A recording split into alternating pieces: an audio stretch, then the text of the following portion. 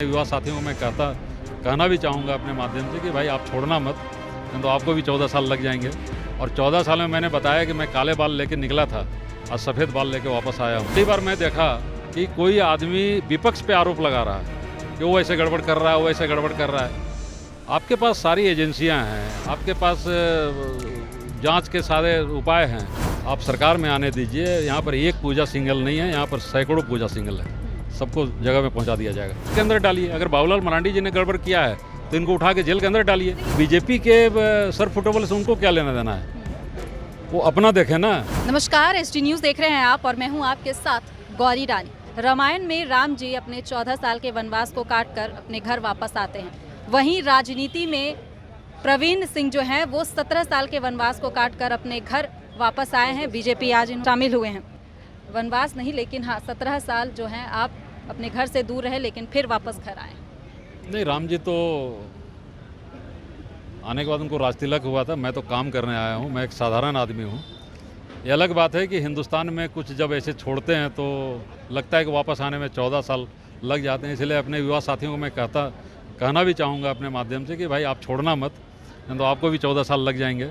और 14 साल में मैंने बताया कि मैं काले बाल लेके निकला था और सफ़ेद बाल लेके वापस आया हूँ।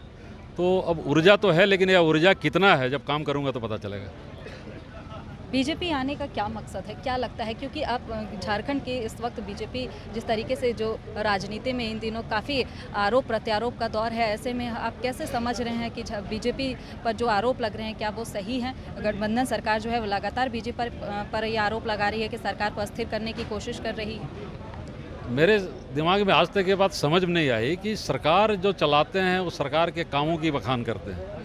पहली बार मैं देखा कि कोई आदमी विपक्ष पे आरोप लगा रहा है कि वो ऐसे गड़बड़ कर रहा है, वो ऐसे गड़बड़ कर रहा है। आपके पास सारी एजेंसियां हैं, आपके पास जांच के सारे उपाय हैं।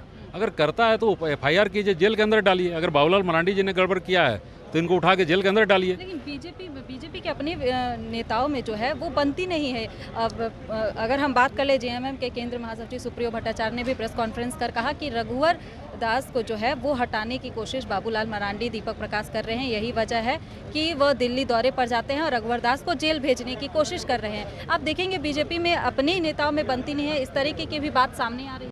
से सुरक्षा चोर को हो तो वो सोच रहे हैं कि कुछ भी बोल के सुरक्षित रखो। जब उनको डर नहीं है, उन्होंने कोई चोरी की है, कोई गड़बड़ी नहीं की है, ठीक है। बीजेपी के सर फुटेबल से उनको क्या लेना देना है, वो अपना देखें ना।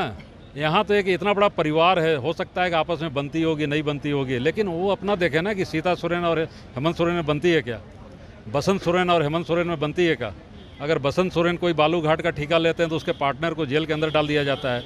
12 बजे रात को जाके रूपी सोरेन के अथी में इंटरफेरेंस के बाद उसको 12 बजे रात को छोड़ाया जाता है। तो किस मुँह से बात करते हैं कि जब परिवार में उनका नहीं बनता है, जो एक गर्भ से पैदा लिए, एक घर में पैदा लिए, तो दूसरे का और पार लगाते हैं। ये तो इतना बड़ा परिवार है।